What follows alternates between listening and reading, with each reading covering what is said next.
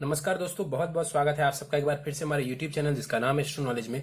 दोस्तों, आज की इस वीडियो में हम एक 36 वर्षीय महिला की कुंडली का विश्लेषण करने वाले हैं, जिन्होंने अपने बर्थ डिटेल्स मेरे साथ शेयर किए हैं और एस्ट्रोलॉजी के माध्यम से ये अपने जीवन से जुड़े हुए कुछ महत्वपूर्ण प्रश्नों के उत्तर जानना चाहती हैं।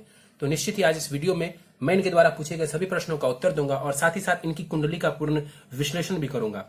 दोस्तों, इस विश्लेषण के वीडियो को शुरू करने से पहले हर बार की तरह आप सबसे निवेदन है कि यदि अभी तक आपने हमारे YouTube चैनल एस्ट्रो नॉलेज को सब्सक्राइब नहीं किया है तो आप प्लीज इसे सब्सक्राइब कर दें और बेल आइकन को दबाना ना भूलें। साथ ही साथ दोस्तों, यदि आप सब इसी प्रकार अपनी कुंडली का विश्लेषण करवाना चाहते हैं या फिर मुझसे संपर्क करना चाहते हैं तो स्क्रीन पर फ्लैश हो रहे व्हाट्सएप नंबर के ऊपर आप मुझसे संपर्क कर सकते हैं और ज्यादा जानकारी के लिए आप नीचे डिस्क्रिप्शन बॉक्स को भी चेक कर सकते हैं। एक और जानकारी आप सबों के समक्ष साझा कर दूं कि अब हमने एक नेम न्यूमरोलॉजी कंसल्टेशन की सेवा प्रारंभ की है, जिसके तहत आप सब अपने नाम को न्यूमरोलॉजी के अनुसार कंफर्टेबल बना सकते हैं, बस कुछ लेटर्स को चेंज करके, जैसा कि सेलिब्रिटीज कराते हैं बड़ी सफलता के लिए। इससे आपको जीवन में सफलता मिलने में और ज्यादा आसानी होगी। चलिए विश्लेषण के ऊपर चलते हैं। इनके प्रश्नों को आप सबों के समक्ष रख देता हूं। इन्होंने पूछा है कि मैंने 2008 में जॉब छोड़ दिया था स्वास्थ्य कारणों की वजह से, अब सोशल सर्विस कर रही हूं, मैं बिजनेस करना चाहती हूं पर कर नहीं पा रही हूं, क्या बिजनेस में सफलता मिलेगी और यदि मिलेगी तो मुझे किस क्षेत्र में बिजनेस करना चाहिए। इसके अलावा इन्होंने पूछा है कि घर और कार मैं कब खरीद सकती हूं और साथ ही साथ कहती हैं कि पॉलिटिक्स में जाना मेरे लिए कैसा रहेगा, मतलब पॉलिटिक्स में सफलता है अथवा नहीं है। तो ये कुछ प्रश्न हैं इनके। चलिए सीधे इनकी लग्न कुंडली के ऊपर चलते हैं। दोस्तों, इनकी कुंडली प्रारंभ होती है 1 नंबर से, यानी कि ये जो कुंडली बनती है वो मेष लग्न की बनती है। और राशि की बात करें तो चंद्रमा यहां पर सिंह राशि में विराजमान है, तो ये कुंडली बन जाती है मेष लग्न और सिंह राशि की। देखा जाए तो लग्न और जो राशि है दोनों ही अग्नि तत्व है, तो अग्नि तत्व प्रधान ये कुंडली बन जाती है।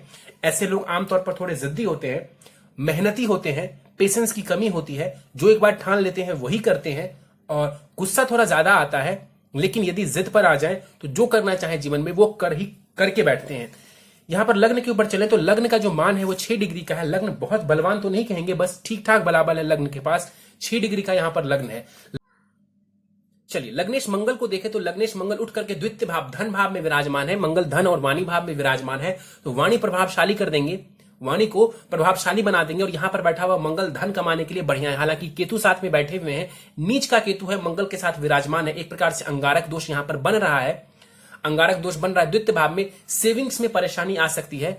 वाणी का ध्यान रखें क्योंकि कड़वी वाणी हो जाती है। कई बार मंगल बैठा हुआ है, ऊपर से नीच का केतु साथ में बैठा हुआ है, तो वाणी थोड़ी सी कड़वी कर देते हैं ये, तो उसको लेकर के आपको सचेत रहना है। सेविंग्स को लेकर के सचेत रहना है। मंगल जो है यहाँ पर तात्कालिक मैत्री में बैठे हुए हैं शुक्र के साथ, तो यहाँ पर मंगल तो अच्छी स्थिति में है, लेकिन चूंकि केतु साथ में बैठे हुए हैं तो उसके भी नेगेटिव रिजल्ट यहाँ पर थोड़े से देखने को मिलेंगे। सेविंग्स को लेकर के परेशान हो सकती हैं आप और सेविंग्स का ध्यान रखें। 27 डिग्री का मंगल है, यहां पर बाल अवस्था का ये मंगल है, 25% के आसपास का बलाबल है। इस कुंडली में मंगल लग्नेश भी है और अष्टमेश भी है, तो मंगल की दृष्टि जो जाएगी कुंडली के अष्टम स्थान के ऊपर, आपकी आयु में ये वृद्धि कर देंगे, आयु की रक्षा करेंगे। हालांकि एक बात मैं आपको और बता दूं कि यहां पर मंगल केतु का जो योग बन रहा है वो कहीं ना कहीं स्वास्थ्य संबंधित परेशानी आपको देगा। राहु यहां पर नीच के अष्टम भाव में विराजमान है और लग्नेश जो मंगल है वो अंगारक दोष में है, तो कहीं ना कहीं स्वास्थ्य के लिए हम प्रथम भाव को भी देखते हैं, छठे भाव को भी देखते हैं और अष्टम भाव को भी देखते हैं, क्योंकि ये शरीर है, ये बीमारी का घर है और यहां से हम गंभीर बीमारियों को देखते हैं। इन सभी भावों के ऊपर यदि आप ध्यान से देखें तो केतु राहु का प्रभाव दिख पड़ता है, तो स्वास्थ्य को लेकर के सजग रहना है। मंगल की दृष्टियों की बात करें तो मंगल की चौथी दृष्टि पड़ेगी कुंडली के पंचम भाव के ऊपर और यहां पर देखेंगे तो संतान संबंधित लाभ करवा देंगे, एजुकेशन में ये लाभ करवा देंगे। मंगल की दृष्टि पड़ेगी कुंडली के अष्टम भाव के ऊपर, आयु की रक्षा करेंगे, हालांकि चोट चपेट का ये योग बना देते हैं। और मंगल की दृष्टि पड़ेगी कुंडली के भाग्य स्थान के ऊपर, हायर एजुकेशन भाव के ऊपर, हायर एजुकेशन में ये आपको लाभ की स्थिति करवा देंगे और कहीं ना कहीं जो है आपको भाग्य का भी साथ ये मंगल दिलवाएगा, यात्राओं में भी लाभ दे देगा।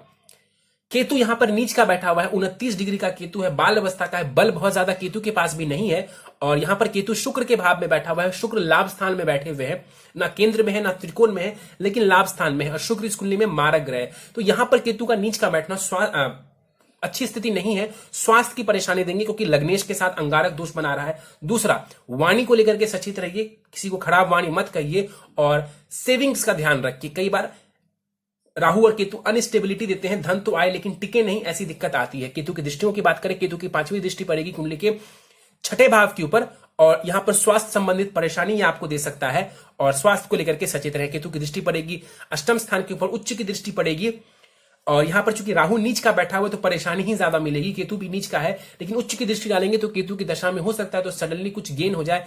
मे भी आपको एस्ट्रोलॉजी वगैरह में इंटरेस्ट दिलवा दे, रिसर्च के क्षेत्र में इंटरेस्ट दिलवा दे, धन का थोड़ा बहुत लाभ करवा दे अपनी दशा अंतर्दशा में। हालांकि राहु नीच का बैठा हुआ है, इतनी आसानी से लाभ होने नहीं देगा। और जो केतु की नवम दृष्टि है वो जाएगी दसम स्थान के ऊपर। करियर को लेकर के ये परेशानी खड़ी कर सकते हैं।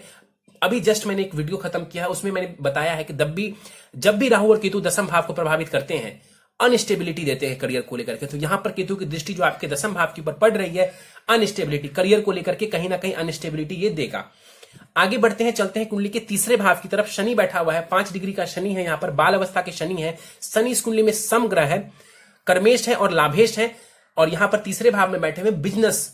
एक वीडियो बनाया है मैंने, बिजनेस करें या फिर जॉब करें, जॉब वर्सेस बिजनेस करके एक मैंने वीडियो बनाया है। उसमें मैंने साफ साफ बताया कि यदि शनि किसी का तीसरे भाव में बैठा हो या तीसरे भाव से उसका संबंध बन जाए तो व्यक्ति को बिजनेस में इंटरेस्ट दिलाता है। तो यहां पर बैठा हुआ शनि निश्चित रूप से आपको बिजनेस में इंटरेस्ट दिलवाएगा और आपको बिजनेस करना भी चाहिए। अब देखा जाए, शनि यहां पर कर्मेश है और तीसरे भाव में विराजमान है, निश्चित रूप से यह आपको बिजनेस करने की एबिलिटी देता है और उसमें सफलता भी दे जाएगा। यहां पर बैठा हुआ शनि व्यक्ति को बहुत मेहनती बनाता है, कम्युनिकेशन स्किल्स भी बेहतर करता है। तो मेहनत करिए और लाभ उठाइए। यहां पर बैठा हुआ शनि आपको बहुत मेहनत करने के लिए प्रेरित करते हैं और बहुत मेहनत करने के बाद सफलता भी निश्चित देते हैं। मित्र के घर में बैठा हुआ है, बुध के भाव में लाभ देंगे। और शनि की दृष्टियों की बात करें, शनि की दृष्टि चंद्रमा के ऊपर पड़ेगी, मन शांत नहीं रहेगा, मन अशांत हो जाएगा और संतान होने में थोड़ी सी बाधा दे सकते हैं। ये विलंब, शनि डिले का कारक है तो विलंब ये करवा सकता है। यदि शनि की दशांत दशा चलती है उस दौरान थोड़ी सी परेशानी ज्यादा देखने को मिलेगी। बेसिकली यहां पर चंद्रमा के ऊपर जो दृष्टि है आपके मन को ये थोड़ा पीड़ित कर सकते हैं। शनि की दृष्टि पड़ेगी कुंडली के भाग्य स्थान के ऊपर, सम दृष्टि पड़ेगी, भाग्य में कोई कमी नहीं करेंगे और यहां पर जो है आपको हायर एजुकेशन में थोड़ा डिले कर सकता है, लेकिन परेशानी ऐसी कोई नहीं देंगे क्योंकि ये एक सम दृष्टि है। और शनि की जो दसम दृष्टि है वो जाएगी कुंडली के 12वें घर के ऊपर। अब यहां पर देखिए तो शनि ने चंद्रमा को भी देखा, अब शनि सूर्य को भी देख रहे हैं, तो मन को भी ये परेशान करेंगे और सूर्य यानी कि आत्मा और कॉन्फिडेंस, आत्मविश्वास को भी ये प्रभावित कर रहे हैं। ये अच्छी चीज नहीं है। चलिए आगे बढ़ते हैं, चंद्रमा के ऊपर चलते हैं। चंद्रमा 27 डिग्री के साथ मृत अवस्था का बैठा हुआ है पंचम भाव में। शिक्षा, संतान, लव, रोमांस के भाव में चंद्रमा बैठा हुआ है और यहां पर बैठ करके चंद्रमा आपको क्रिएटिव भी बनाता है, इंटेलिजेंट भी बनाता है। और पंचम भाव में चंद्रमा बैठा तो बहुत अच्छी स्थिति में, ऐसा लग रहा है कि अच्छी स्थिति में बैठा हुआ है, लेकिन ध्यान से देखिए इस चंद्रमा को। तो पहली बात तो ये मृत अवस्था के है। दूसरा, चंद्रमा के पीछे कोई ग्रह नहीं है, चंद्रमा के साथ कोई ग्रह नहीं है और चंद्रमा के आगे कोई ग्रह नहीं है। चंद्रमा यहां पर केमद्रम दोष में बैठे हुए हैं। हालांकि 3 शुभ ग्रह, नैसर्गिक शुभ ग्रह 3 जो है, उन तीनों की दृष्टि यहां पर चंद्रमा के ऊपर पड़ रही है। चंद्रमा खुद में भी एक नैसर्गिक शुभ ग्रह है, शुक्ल पक्ष वाला जो चंद्रमा होता है उसको हम शुभ ग्रह मानते हैं, लेकिन मैंने बाकी के 3 ग्रहों के बारे में बताया कि उनकी दृष्टि चंद्रमा पर पड़ रही है। काफी हद तक केमद्रम दोष भंग हो जाएगा, आपका खत्म नहीं होगा लेकिन कम हो जाएगा, कमी आ जाएगी निश्चित रूप से। क्यों? क्योंकि गुरु, शुक्र और बुध चंद्रमा के ऊपर पूर्ण दृष्टि डाल रहे हैं, तो ये अच्छी स्थिति है, बचाव की स्थिति है, लाभ हो जाएगा। यहां पर चंद्रमा मृत अवस्था के हैं, दृष्टि का बल थोड़ा कम हो जाएगा। चंद्रमा इस कुंडली में है कौन? तो देखिए वो सुख भाव की स्वामी ग्रह हैं, माता से सुख, मकान का सुख, वाहन का सुख और पंचम भाव में केंद्र त्रिकोण राजयोग बना करके बैठा हुआ है, तो लाभ करवा देगा जीवन में। मकान का सुख, वाहन का सुख, ये सब आपको दे जाएगा और एजुकेशन में भी आपको ये लाभ करवा देंगे। क्रिएटिविटी आपकी बढ़ा देंगे, संतान के साथ संबंध अच्छा कर देंगे। यदि कहीं पंचमे सूर्य की स्थिति बढ़िया हुई तो निश्चित रूप से बहुत ज्यादा लाभ देखने को मिल जाएगा। चलिए, मैंने बताया कि इसकी दृष्टि में बहुत बलाबल नहीं होगा, तो लेकिन मान के चलिए दृष्टि जाती है लाभ स्थान के ऊपर तो लाभ ही करवाएंगे, नुकसान जैसी कोई स्थिति यहां पर चंद्रमा नहीं देने वाले हैं। बस यहां पर चंद्रमा जो कि मध्यम दोष में है, शनि की दृष्टि पड़ रही है, मन थोड़ा सा पीड़ित रह सकता है, परेशान रह सकता है। राहु के ऊपर चलते हैं। राहु यहां पर कुंडली के अष्टम भाव में विराजमान है, 29 डिग्री का राहु है, बल कम है राहु के पास और राहु यहां पर जो है वो नीच की राशि में विराजमान है। 25% का बलाबल है, नीच की राशि में अष्टम भाव में विराजमान है। राहु की दशा कहीं से भी आपके लिए बढ़िया नहीं जाएगी। राहु की दशा स्वास्थ्य संबंधित परेशानी, जीवन में सडनली उतार चढ़ाव की स्थिति ये दे सकता है, ससुराल पक्ष के साथ मतभेद करवा सकता है यहां पर बैठा हुआ राहु। और यहां पर जो राहु बैठे हुए हैं कोई गंभीर रोग दे सकते हैं आपको। तो राहु की दशांत दशा चलती है, इनकी शांति करवाइए, इनके उपाय करवाइए, ताकि आपको इसका नुकसान देखने को ना मिले। यहां पर बैठा हुआ जो राहु है वो कहीं ना कहीं निश्चित रूप से आपको स्वास्थ्य की हानि करवाएंगे। राहु की दृष्टि पड़ेगी सूर्य के ऊपर, 12वें घर के ऊपर, विदेश की यात्राएं करवा देंगे, पिता के साथ संबंध को और पिता के स्वास्थ्य की हानि करवा सकते हैं। धन का व्यय करवाएगा राहु, मन को भटकाएगा राहु। राहु की दृष्टि द्वितीय भाव के ऊपर, उच्च की दृष्टि पड़ेगी, धन वगैरह में कोई कमी नहीं करेंगे, वाणी का ध्यान रखिए। और राहु की दृष्टि पड़ेगी कुंडली के चतुर्थ भाव के ऊपर, कलह की स्थिति करवा सकते हैं, सुखों में कमी कर सकते हैं। कब? तो अपनी दशा में। अपनी दशा में क्यों मैं बार बार क्यों बोलता हूं अपनी दशा में? क्योंकि ध्यान से देखिए, चंद्रमा की स्थिति अच्छी है, राजयोग बना रहे तो वो तो लाभ दे देंगे, लेकिन यहां पर राहु की दृष्टि पड़ रही है तो वो कलह। तो रिजल्ट क्या मिलेगा? तो रिजल्ट ये मिलेगा कि राहु की दशा में परेशानी बढ़ जाएगी, अदरवाइज वैसी परेशानी नहीं होगी। आगे बढ़ते हैं, चलते हैं कुंडली के लाभ स्थान की तरफ। 3 ग्रह यहां पर बैठे हुए हैं लाभ भाव में। यहां पर ध्यान से देखें तो शुक्र और बुध का यहां पर युति होने की वजह से लक्ष्मी नारायण योग का निर्माण हो रहा है। हालांकि दोनों ही इस कुंडली में मारक ग्रह बनते हैं। यहां पर और भी देखें तो गुरु जो है वो लाभ स्थान में विराजमान है। गुरु है कौन इस कुंडली में? आपको बता दूं तो वो भाग्येश है आपके, और विदेश भाव के भी स्वामी ग्रह हैं। भाग्येश जाकर के लाभ स्थान में बैठा हुआ है धन कमाने के लिए। ये जबरदस्त योग है। 11वें घर में गुरु का बैठना धन कमाने के लिए बहुत जबरदस्त योग बना देता है।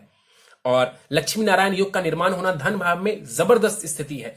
3 शुभ ग्रह का धन भाव में लाभ भाव में विराजमान होना, ये आपको करोड़पति तक बना सकता है। ये करोड़पति तक व्यक्ति को बना सकता है ये योग। और यहां पर लाभ कमाने के लिए जीवन में बहुत जबरदस्त स्थिति है, क्योंकि सारे शुभ ग्रह आकर के लाभ स्थान में बैठे में बिजनेस करिए। बिजनेस आपको बहुत जबरदस्त ऊंचाइयां दे सकता है। बिजनेस आपको बहुत जीवन में धन दे सकता है। यहां पर गुरु के ऊपर चलते हैं। गुरु के पास बलाबल अच्छा है, 12 डिग्री का गुरु है, सम राशि में बैठा हुआ है। हालांकि शनि के साथ जो है तात्कालिक मैत्री तो नहीं है, तो सम बहुत ज्यादा अच्छा रिजल्ट तो नहीं देंगे, लेकिन फिर भी योग कारक ग्रह है गुरु, तो बाध्य है इस कुंडली में कि वो आपको लाभ ही करेंगे, नुकसान नहीं करेंगे। तो यहां पर भाग्य से लाभ, हायर एजुकेशन से लाभ ये आपको दे देगा, मान सम्मान का लाभ ये दिलवा देंगे। गुरु की दृष्टि पड़ेगी यहां से तीसरे भाव के ऊपर, कहीं ना कहीं आपको यात्राओं से लाभ, कम्युनिकेशन में लाभ, छोटे भाई बहन से लाभ की स्थिति ये करवा देंगे, संबंध अच्छे बना देंगे और बिजनेस की एबिलिटी दे देंगे, साहस पराक्रम को बढ़ा देंगे। गुरु की दृष्टि पड़ेगी चंद्रमा के ऊपर। गुरु और चंद्रमा आमने सामने है, गज केसरी योग का निर्माण हो जाएगा। गुरु की दृष्टि पड़ेगी पंचम भाव के ऊपर, संतान का सुख बढ़िया हो जाएगा, संतान सुख में वृद्धि कर देंगे। और गुरु की जो दृष्टि पड़ेगी कुंडली के नवम दृष्टि पड़ेगी सप्तम भाव के ऊपर, तो विवाह को अच्छा बनाए रखने की पूरी कोशिश करेंगे। अब शत्रु दृष्टि है, लेकिन इस कुंडली में गुरु कारक है, मैंने आपको बताया था, तो बाध्य है कि यह आपको लाभ करवाएं। तो यहां पर भले ही शत्रु दृष्टि है, लेकिन सप्तम भाव के ऊपर दृष्टि डाल करके भी गुरु आपको वैवाहिक जीवन में लाभ ही करवाएंगे, नुकसान जैसी कोई स्थिति नहीं देंगे। इसके अलावा देखिए शुक्र के ऊपर चलते हैं। शुक्र गुरु के पास बलाबल 100% का है। शुक्र यहां पर 4 डिग्री के साथ विराजमान है और ये बाल अवस्था का है शुक्र। इस कुंडली में शुक्र कौन है? धनेश है और आपके सप्तमेश है, मार्केश है आपकी कुंडली में शुक्र जो है। और धनेश उठ करके लाभ भाव में बैठा हुआ है। ये अपने आप में महाधनी योग है, ये अपने आप में महाधनी योग कहेंगे। और शुक्र का लाभ स्थान में बैठना आपको लाभ करवा देगा। क्या लाभ? तो बिजनेस वगैरह करेंगे, खूब लाभ करवा देगा। विवाह के भाव से लाभ के स्थान में बैठा हुआ है, विवाह भाव का स्वामी ग्रह लाभ स्थान में बैठा हुआ है, विवाह के बाद भी लाभ में ये बढ़ोतरी करवा देंगे। तो यहां पर शुक्र की स्थिति बहुत बढ़िया नजर आ रही है। और शुक्र की दृष्टि जाएगी कुंडली के पंचम स्थान के ऊपर, संतान के साथ संबंधों को ये बढ़िया बनाए रखने की कोशिश करेगा।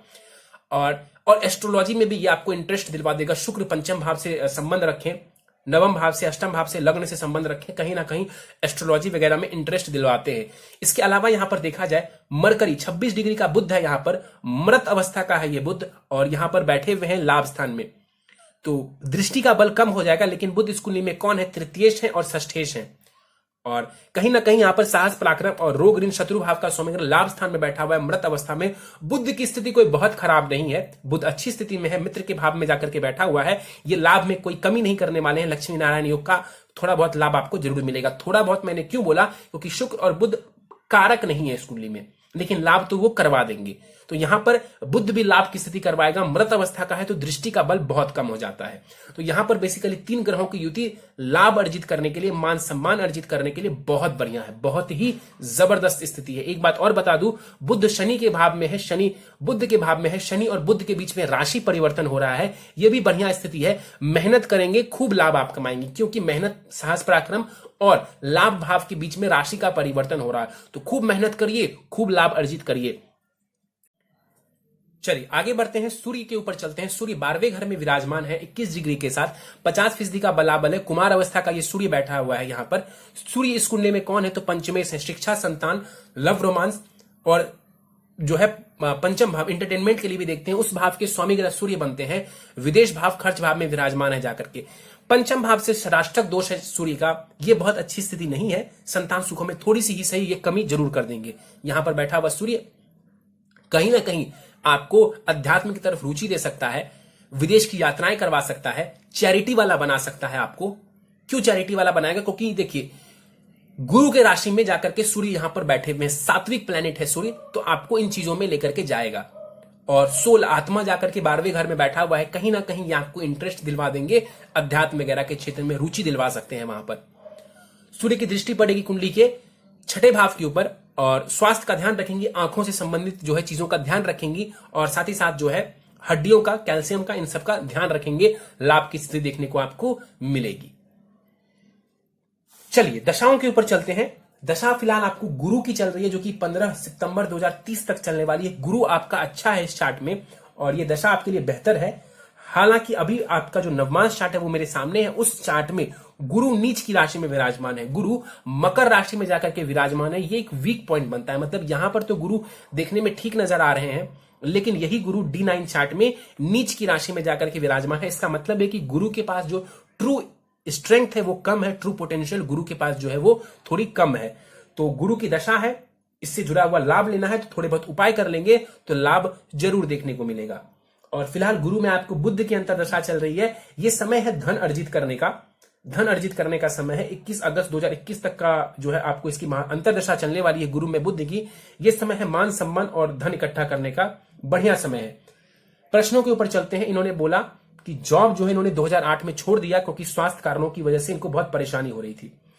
2008 में ही क्यों छोड़ा, आपको मैं बता दूं कि उस दौरान आपको राहु में केतु की अंतरदशा चल रही थी। राहु भी नीच के, केतु भी नीच के, अष्टम भाव मैंने बताया कि गंभीर रोगों के लिए देखते हैं, रोग के लिए देखते हैं, बीमारियों के लिए देखते हैं, और लग्नेश जो कि शरीर है उसके साथ यहां पर अंगारक दोष केतु ने बना लिया है। कहीं ना कहीं राहु केतु की दशा आना, अंतरदशा आना, दशा आना आपको ये स्वास्थ्य की हानि देंगे। अगस्त 2021 में आपको फिर से केतु की अंतरदशा आ रही है। उस दौरान अभी आपको स्वास्थ्य को लेकर के सजग रहना चाहिए, उपाय करने से आप परेशानियों से बच जाएंगी।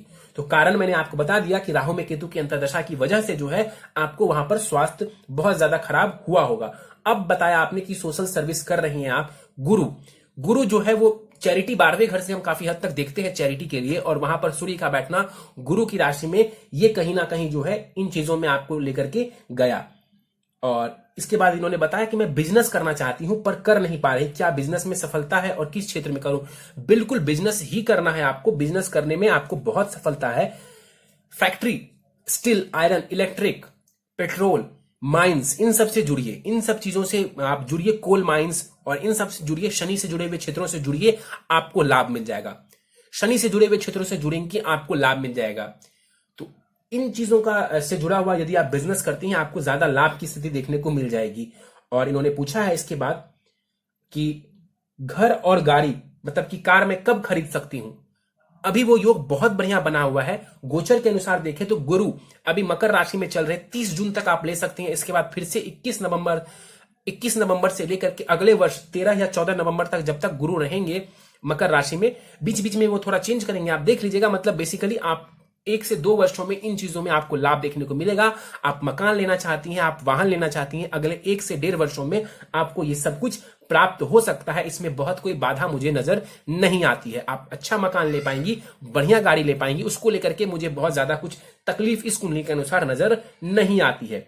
पॉलिटिक्स में जाना मेरे लिए कैसा रहेगा, इन्होंने पूछा है। देखिए फिलहाल आपको गुरु की महादशा चल रही है। आप देखिए पॉलिटिक्स में ट्राई कर सकती हैं, लेकिन पॉलिटिक्स को सोल पर्पस मत बनाइए कि मुझे जो है पॉलिटिक्स में ही रहना है सिर्फ और सिर्फ। आप जुड़ना चाहती हैं, पॉलिटिक्स से जुड़ सकती हैं, मैं रोकूंगा नहीं, मैं मना नहीं करूंगा। लेकिन यदि आप ये कहेंगे कि मैं सिर्फ और सिर्फ पॉलिटिक्स करूं तो मैं आपको रोकूंगा। बहुत ज्यादा उम्मीद मत रखिए, पॉलिटिक्स में आपको थोड़ी बहुत सफलता मिलेगी, लेकिन मैं आपसे ये नहीं कह सकता कि आप आंख बंद करके पॉलिटिक्स में जाइए और आप झंडे गाड़ देंगे। उसके चांसेस थोड़े से कम नजर आते हैं मुझे पर्सनली, मुझे उसके चांसेस कम नजर आते हैं। आप बस जुड़ना चाहती हैं, आपका इंटरेस्ट है, आप जुड़ सकती हैं, उससे आप पर्सनल बेनिफिट्स उठा सकती हैं। और पॉलिटिक्स में जाकर के कुछ बड़ा पद मिले, इसकी संभावना थोड़ी सी कम मुझे फिलहाल तो नजर आ रही है। चलिए, तो ये था आपकी कुंडली में ग्रहों का विश्लेषण, आपके प्रश्नों का उत्तर। उपाय बताने से पहले आपकी जो नवमांश कुंडली है वो मेरे समक्ष है, उसके कुछ पॉइंट्स बता देता हूं। नवमांश कुंडली में भी मंगल केतु का अंगारक दोष बना हुआ है, तो निश्चित रूप से ये स्वास्थ्य संबंधित परेशानी आपको देगा। और एक और जो वीक पॉइंट है वो है गुरु का नीच का होना। तो गुरु का उपाय और मंगल से जुड़ा हुआ उपाय आपको करना चाहिए ताकि आपको लाभ की स्थिति देखने को मिले। चलिए सीधे उपाय के ऊपर चलते हैं। आपको मैं उपाय बता देता हूं, आप नोट डाउन कर लीजिए। प्रथम उपाय है आपके लिए, आपको एक मूंगा रत्न रेड कोरल धारण करना है। 7.25 रत्ती का मूंगा आप धारण करेंगी दाहिने हाथ की अनामिका उंगली में, शुक्ल पक्ष के मंगलवार की प्रातः काल को। सोने अथवा तांबे किसी में भी आप धारण कर सकती हैं। अगला उपाय है आपके लिए मोती, चंद्रमा का रत्न है मोती। मोती आपको धारण करना है, करीब 8 से 9 रत्ती का मोती आप धारण कर लीजिए। 9 रत्ती का मोती आप धारण कर लीजिए अपने दाहिने हाथ की सबसे छोटी उंगली में, और इसे चांदी में करेंगी और शुक्ल पक्ष के सोमवार की शाम को करेंगी। अगला उपाय है गले में 2 पीस 5 मुखी रुद्राक्ष आपको धारण करना है लाल धागे में बांध करके, और शुक्ल पक्ष के सोमवार की प्रातः काल और नित्य ओम ब्रीम बृहस्पति नमः इस मंत्र का कम से कम 108 बार जाप करना है। यदि समय हो तो 3 माला जाप करें बृहस्पति के मंत्र का।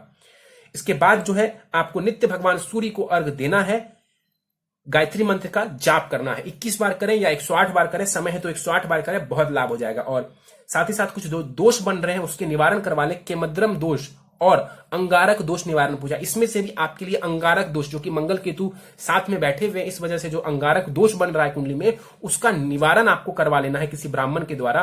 और जब तक आप ये दोनों उपाय नहीं कर लेती हैं तब तक आपको शिवलिंग के ऊपर जल दूध से अभिषेक करना है। सोमवार को भी करिए और मंगलवार को यदि संभव हो तो गन्ने के रस से अथवा अनार के जूस से आप करिए, आपको ज्यादा लाभ देखने को मिलेगा। और इवन आप चाहें तो इस दोष निवारण के बाद भी इस उपाय को, शिवलिंग के ऊपर जो जल दूध वाला उपाय और मैंने जो अनार के रस वाला उपाय बताया, वो आप कंटिन्यू रखेंगी, लाभ ही देखने को मिलेगा। लेकिन जब तक दोष निवारण नहीं कर लेती तब तक तो आपको ये करना ही है। चलिए, और साथ ही साथ जो है एक आखिरी में उपाय बता देता हूं कि आपको नित्य जो है हनुमान चालीसा भी पढ़ना चाहिए। समय निकाल करके नित्य हनुमान चालीसा आपको पढ़ना चाहिए, आपको लाभ मिलेगा। तो दोस्तों ये था इस 36 वर्ष युवती की कुंडली का विश्लेषण। मुझे उम्मीद है कि आपको हमारा ये कुंडली विश्लेषण का वीडियो पसंद आया होगा। यदि वीडियो पसंद आया तो आप इसे लाइक करें, शेयर करें। अभी तक आपने हमारा YouTube channel astro knowledge subscribe नहीं किया है तो आप प्लीज इसे सब्सक्राइब कर दें और बेल आइकन को दबाना ना भूलें। साथ ही साथ दोस्तों, यदि आप सब इसी प्रकार अपनी कुंडली का विश्लेषण करवाना चाहते हैं या फिर मुझसे संपर्क करना चाहते हैं तो स्क्रीन पर फ्लैश हो रहे व्हाट्सएप नंबर के ऊपर आप मुझसे संपर्क कर सकते हैं। और ज्यादा जानकारी के लिए आप नीचे डिस्क्रिप्शन बॉक्स को भी चेक कर सकते हैं। दोस्तों, हमने एक नई सेवा प्रारंभ की है, नेम न्यूमरोलॉजी कंसल्टेशन, जिसके तहत आप अपने नाम को न्यूमरोलॉजी के अनुसार कंफर्टेबल बना सकते हैं, फेवरेबल बना सकते हैं, बस 1 या 2 लेटर्स को चेंज करके, जैसा कि सेलिब्रिटीज कराते हैं। इसकी सुविधा भी आपको मिल जाएगी हमारे चैनल के ऊपर। ज्यादा जानकारी के लिए आप नीचे डिस्क्रिप्शन बॉक्स को भी चेक कर सकते हैं। इस वीडियो में फिलहाल इतना ही। आप सबका बहुत बहुत धन्यवाद।